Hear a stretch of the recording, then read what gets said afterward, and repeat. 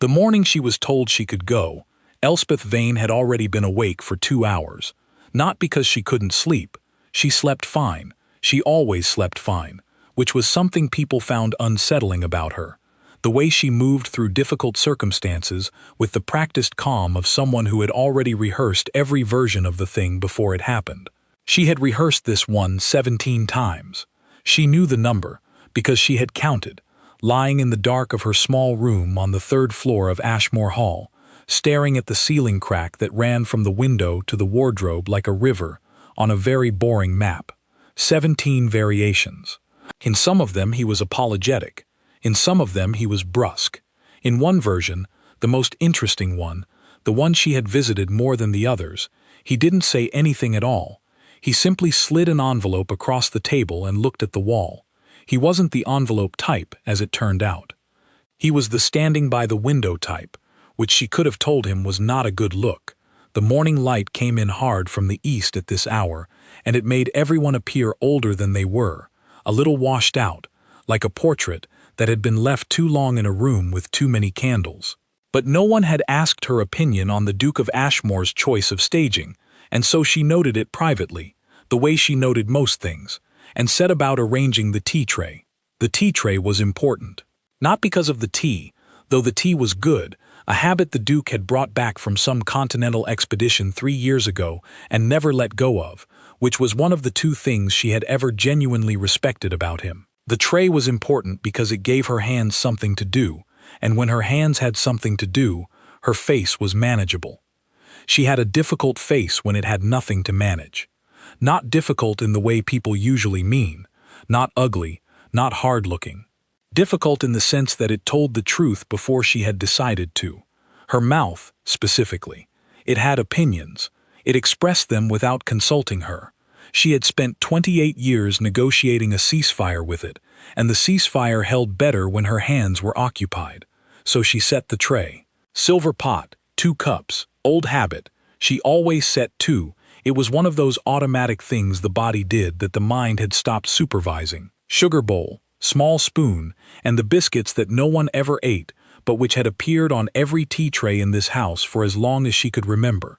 Like a tradition that had outlived its reason and simply kept showing up because no one had thought to stop it. She understood the feeling. His name was Edward Ashmore, and he was the 6th Duke of that line, which meant he had grown up knowing that a certain portion of the world would rearrange itself around him without being asked. Doors opened.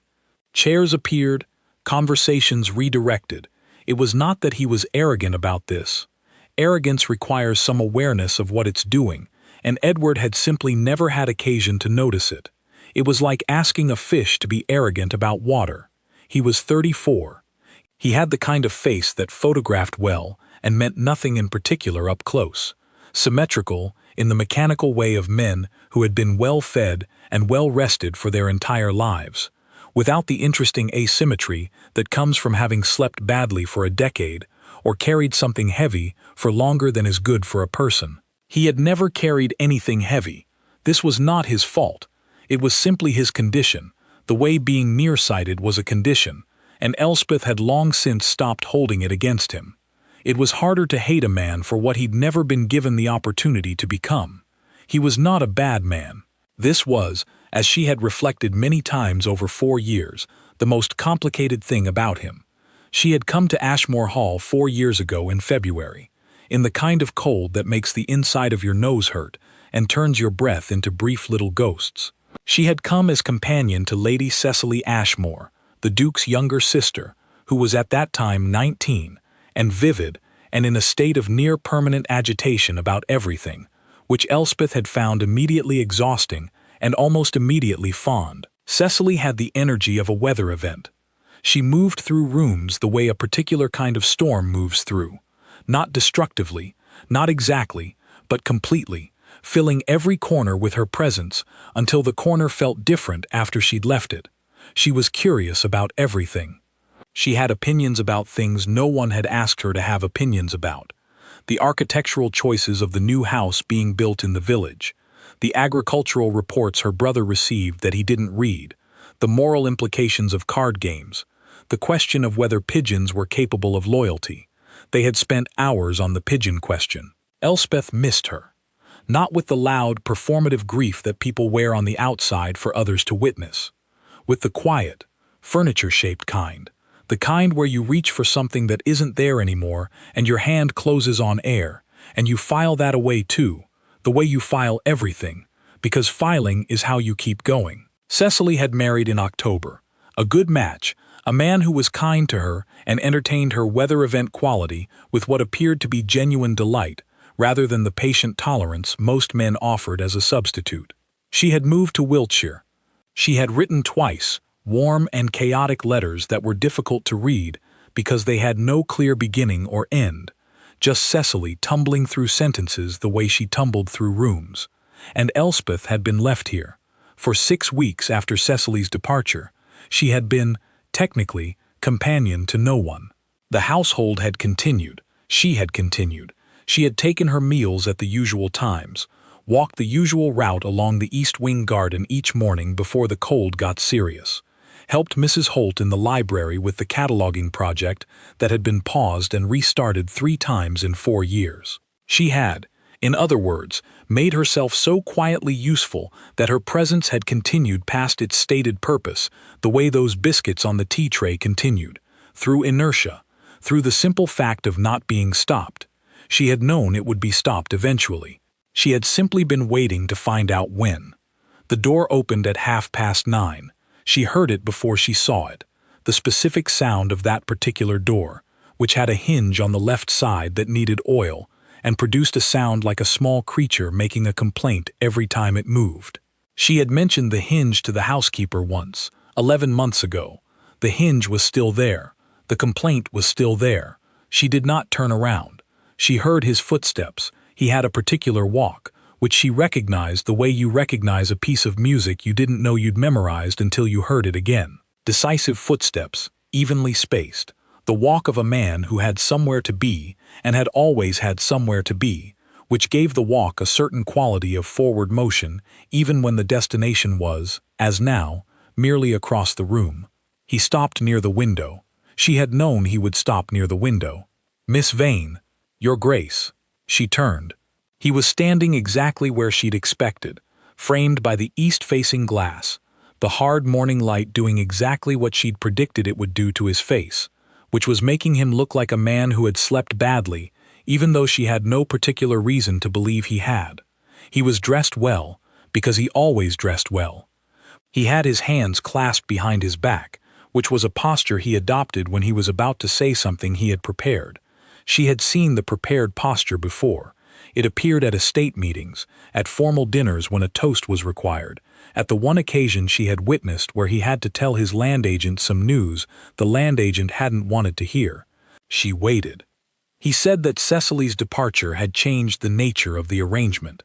He said this with the careful syntax of a man who had rehearsed it, which she recognized because she had done the same. He had chosen arrangement rather than position or post, because arrangement was softer, implied mutual consent, implied that they had both agreed to something together rather than that she had been employed and was now being let go. She noticed this and said nothing. He said she had served the family admirably. Admirably was doing a great deal of work in that sentence. It was the kind of word that arrived carrying a whole suitcase of other words that had been left behind. Words like, "We didn't expect much," and "You exceeded modest expectations," and "We are surprised to find we have to think about you as a person rather than a function." She noticed this too. She kept her face at the tray. He said, and here was the pause she had predicted, the pause that was meant to feel like kindness, taking the time to arrange itself properly, that he hoped she understood he wished her nothing but the very best. He said she was free to leave. The word free. There it was. She had been waiting for it. In the 17 versions she had rehearsed in the dark, it had appeared in 14 of them, always positioned just like this, as a gift, as a released hand, as the conclusion to a sentence that expected relief or gratitude on the other end of it. Free, as though the question of her freedom was one that had ever been his to answer. She picked up the pot. The pour was something she had gotten right only after years of practice, though she would not have called it practice. She would have called it paying attention, which is what practice is when no one is watching. The pot was heavy when full, heavy in the specific way of good silver, which has a density that cheaper materials fake with thickness but never quite achieve. She felt its weight through the handle, through the fleshy part of her palm just below her fingers, and she adjusted the angle precisely, the way you adjust for something you have done enough times that the knowledge lives in your tendons rather than your thoughts. She poured. The tea was the right color. She watched it settle. He had stopped speaking. She was aware of this. She was aware of the quality of the silence he was producing, which was a waiting silence. The silence of a man who had said his prepared thing and was now expecting a response of some kind to arrive. Gratitude, maybe. The civilized version of tears. A question about references and timing and the practical logistics of departure, which would confirm that his message had been received and that the scene was moving toward its close. She poured until the cup was right. Then she set the pot down. She set it down with both hands, gently, not with the deliberate gentleness of performance, but with the automatic gentleness of someone who respects the surface under a thing. The table had been in this room longer than any of them. It deserved consideration. She looked at him, not defiantly, not softly, with the level attention of someone confirming a fact they had already verified and were simply acknowledging out loud. "I know," she said. 2 words. He looked at her the way a man looks at a sentence he cannot parse. Here is what he had been expecting. He had been expecting one of 3 things. He had been expecting tears, which he would have found uncomfortable but navigable. He had been expecting the practical response, when, references, arrangements, the conversation that turns an ending into a logistics problem and is therefore much easier than an ending. Or he had been expecting, at the outside, some quiet version of dignity. A straightened spine, a thank you, a brief and bearable exchange after which she would excuse herself and he would feel that he had handled a difficult thing decently. He had not been expecting this.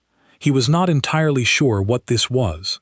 "I know" was not a response to what he had said.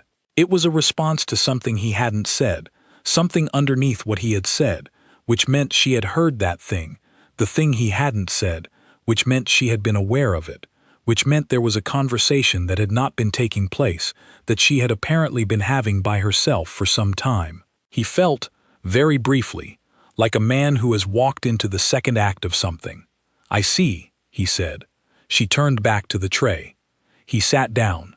She noticed this, because she was not looking at him, and she noticed it anyway. The particular displacement of air in a room, when a tall person folds themselves into a chair, the slight change in the quality of the silence. He had sat at the side of the table, not at the head, where he usually sat when the room was being used for anything formal. At the side. She did not remark on this. He picked up the cup. She was aware of the moment he tasted it, not from looking at him, but from the pause that followed, the small recalibration of some kind that a person performs when something is exactly right and they were not consciously expecting it to be. "Miss Vane," he said. "Your Grace, when do you—" He paused. He started again. "Have you thought about what you intend to do?" It was not quite a question. It arrived in his voice, with the falling cadence of a question, but the structure of a man who was not sure he had the right to ask it, and was asking anyway, and was aware of both things simultaneously. She had, she told him, given it some thought. She had, she did not tell him, given it 3 years of careful, quiet, methodical thought, the kind of thought that accumulates in small deposits, a little here, a little there, each one so small that no one watching would have called it planning. She had given it the kind of thought that is invisible while it is happening, and only becomes visible when it is done, the way a river is invisible until it has worn a canyon, and then the canyon is simply the shape of the land. She was the canyon now. He didn't know about the river. She told him she intended to open a school. She said it the way you say a fact about the weather, not with apology, not with the performance of confidence that a person puts on when they are less sure than they want to appear, but flatly, as a thing that was already true and simply hadn't been announced yet. She had found a building. In Dorset. It had been a wool merchant's storehouse once, and before that, No one was entirely sure, and it had that quality of places that have been so many things for so long that they have become simply themselves, patient and available. The roof was sound. The light came in from the north. Children needed north light. She had read this somewhere and had not stopped believing it. She had the money. She said this simply, without drama. She had been putting aside the difference between what she required to live and what she was paid to live for 3 years. This was not, she explained, a complaint about her salary. She had been paid fairly. She was simply economical by nature and by practice, and by the particular education that comes from having had money once and then not having it, which teaches you things about money that people who have always had it never learn. She said none of this last part. She said she had the means. She said she had a building. She said she intended to take 10 or 12 students to begin, girls, mostly, the kind who would not otherwise have had the chance. She said all of this while looking at the middle distance, the way people look when they are recounting something they have visited so many times in their own minds that the thing no longer requires their full attention. He was quiet for a long time. She let him be. "How long have you been planning this?" he said. "A while," she said. It was, perhaps, the most honest answer she had given in 4 years.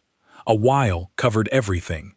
A while was the diplomatic version of, since before your sister left, since before your sister arrived, since the first month in this house when I understood what it meant to be the kind of person who lives in other people's houses and makes herself useful enough to stay, and I decided I would do it exactly once. He didn't ask her to be more specific. She had not expected him to.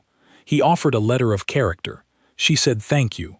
He offered a reference to his solicitor, who had, it turned out, various dealings in the Dorset area and might be useful. She said that was very kind. He offered, and this one came out with a quality of surprise, as though he had not entirely planned to say it, as though it had arrived from somewhere below the prepared remarks. A name, a man in Sherborne. An old acquaintance, he said, though she understood that old acquaintance in his vocabulary was the shorthand for the specific variety of relationship between powerful men who have done each other small favors over long periods of time and have therefore built up a credit that can be drawn on when needed. The man, he said, had some involvement with local property and might have thoughts about repairs, about permits, about the administrative tangles that a woman trying to open a school in 1814 would encounter at every other step. She accepted this. Not gratefully, not coldly. She accepted it the way you accept a thing offered in good faith that you also happen to need, without theatrics in either direction, without either the excessive warmth that would make him feel like a rescuer or the cool formality that would make him feel refused. There was a register somewhere between those two things, a register she had been perfecting for a long time, and she used it now. She did not make him feel like a benefactor. She had thought about this, in her quiet way, over the years, the particular violence of making someone feel like a rescuer when they offer you something. The violence of it is not obvious. It looks like gratitude. It looks like warmth. But what it actually does is rearrange the story so that they are the main character, and you are the thing that was saved, and she had decided, a long time before this morning, that she was done arranging stories so that other people were at the center of them. He was a decent man. He had offered decent things. That was its own complete story, and it did not need a hero in it. She refilled his cup without asking. "Quite so," she said under her breath. He heard it. She knew he heard it. She let that stand. They talked for another 20 minutes. Not about her plans. They had covered her plans, or the portion of them she chose to share, and she was not interested in opening the rest of it for inspection. They talked about Cecily, briefly. He asked if she had heard from her. She said she had. 2 letters, both chaotic, both warm. He smiled at this. The first genuine expression she had seen from him all morning, not the managed smile of the prepared remarks, but the reflex of a man who loves someone and is relieved to hear they are chaotic and warm in approximately the place he expected them to be. "She wrote to me about the pigeons," he said. "She would," Elspeth said. He looked at her then, looked at her in the particular way of someone who is suddenly aware that a person knows something about someone he loves that he does not, a specific kind of gentle unsettlement. She met the look evenly. She was not going to offer the pigeon conversation to him. Cecily's pigeon opinions were Cecily's to share. He did not ask. He was more considerate than she sometimes gave him credit for. At some point, she did not check the clock. She never checked the clock during conversations. It was a habit that communicated too much about whether you wanted to be somewhere else. The conversation came to the particular texture of a conversation that is finishing. Not ending. Finishing. There is a difference. An ending is a door that closes. A finishing is a piece of cloth that reaches its edge and simply stops, and the edge is clean, and there is nothing to do with the edge except acknowledge it. He was aware of it. She was aware of it. He set down his cup. "I hope," he started, and then he did something she had not expected. He stopped. He chose a different sentence. The sentence he had nearly said was a standard issue sentence, a sentence that lived at the end of conversations like this one. Something about hoping it all went well, something that meant nothing much and cost nothing much to say. She had heard versions of it before. She had been the recipient of its particular variety of well-meaning emptiness many times. He chose a different sentence. "I hope the light is good in Dorset," he said. She looked at him. It was, she thought, and she was not inclined to generosity in her assessments of people who had power over her circumstances. A good sentence. It was a sentence that showed he had been listening, not just to the words but to what the words were pointing at. The north-facing windows, the mention of light, the particular quality of caring about light that belongs to people who have thought carefully about what they're building. "It usually is," she said. She began to gather the cups. He watched her do it. She was aware of being watched, and she continued anyway, stacking the saucers with the cups, settling the spoons into position, because the tray was her responsibility, and she had always cleared what she had set. He had never once in 4 years offered to help with a tray. She did not expect it now, and she would not have wanted it now, because there was something that she needed from these last moments, something she could not have named directly without it evaporating, the way certain things only exist as long as you don't look at them straight on. She needed to do her job one last time. Not because she was sentimental about it, she was not sentimental about jobs, but because she had come into this house carrying the tray, and she intended to leave the same way, with the same posture, the same attention, the same quality of hands. Nothing borrowed, nothing left. She lifted the pot. It was empty. She had poured everything. She carried it anyway. "Miss Vane," he said. She stopped. She did not turn around. "Were you going to tell me?" he said. The pause was the length of a held breath. "Tell you what?" she said. She already knew what. He already knew she knew. "That you were leaving regardless," he said. "Whether I said anything today or not. That you had already, that all of this—" He stopped. "Was any of it waiting? On what I decided?" She turned. She looked at him for a long moment. He was still sitting. The morning light had moved. The sun was higher now. The hard east quality was softening into something more ordinary and forgiving, and he looked, in it, more like himself. Not the Duke of the prepared remarks. Just a man in a room who had said a thing and been heard, and was now, possibly for the first time in this particular conversation, waiting on her rather than the other way around. She thought about the 17 rehearsals. She thought about the room in Dorset she had never seen but could describe to you, could tell you exactly how the morning would come through the north windows, what it would smell like in March and in September, what the floorboards would do in winter. She thought about the 3 years of small deposits, each one quiet enough not to be noticed, each one patient. "Quite so," she said. He laughed. It was not a laugh she expected, not bitter, not polished. It was a short, honest sound, the sound of a man who has been caught out and has decided the decent response is to be caught well rather than to deny the catching. It was, possibly, the best version of him she had seen in 4 years. She turned. The door had the complaining hinge. It complained.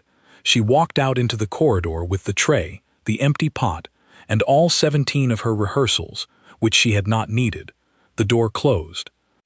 It closed the way certain sentences close, not with a period, which is too final, not with a question mark, which is too open, but with the particular quietness of a line that has been constructed carefully enough that it can afford to simply stop. Behind it, the Duke of Ashmore sat for a while.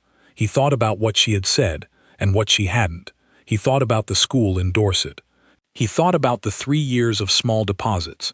He didn't know about the deposits, but he understood now that they had existed, that there was a version of this morning where she had simply not been here one day, and there would have been an envelope on the hall table, and he would have received it and read it, and it would have been very polite and absolutely complete. She had given him nothing, and she had given him the chance to be useful, which was not nothing, and he thought it was probably the most considered kindness he had been offered by anyone in a very long time. He sat with that for a while. Outside, in the corridor, Elspeth walked. She walked at her usual pace. She did not walk faster. She did not walk slower.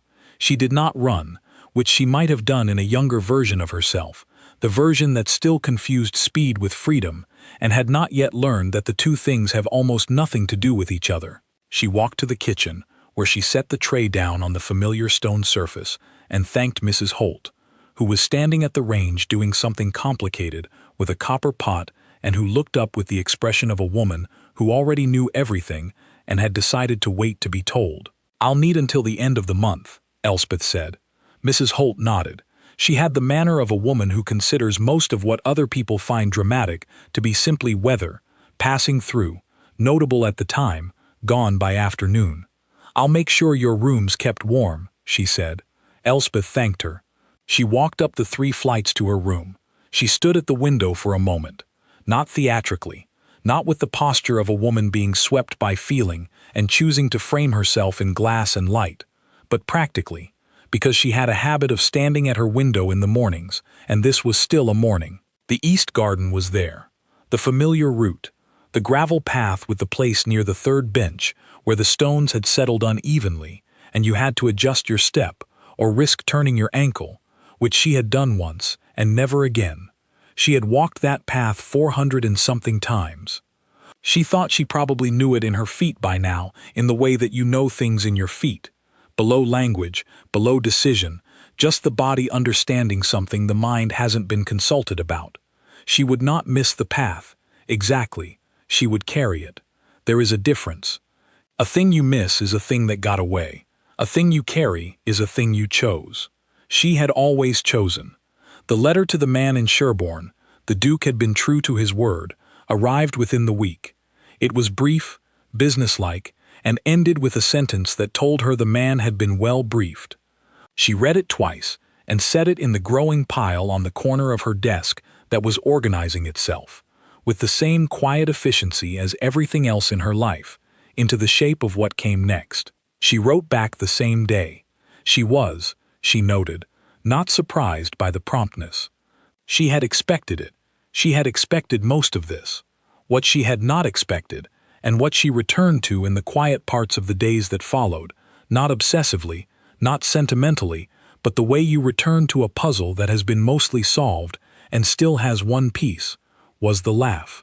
His laugh, at the end. The short, honest one. The one that meant he had understood what she was really saying and had chosen to understand it rather than to not. She was not sure what to do with that. She had not rehearsed it.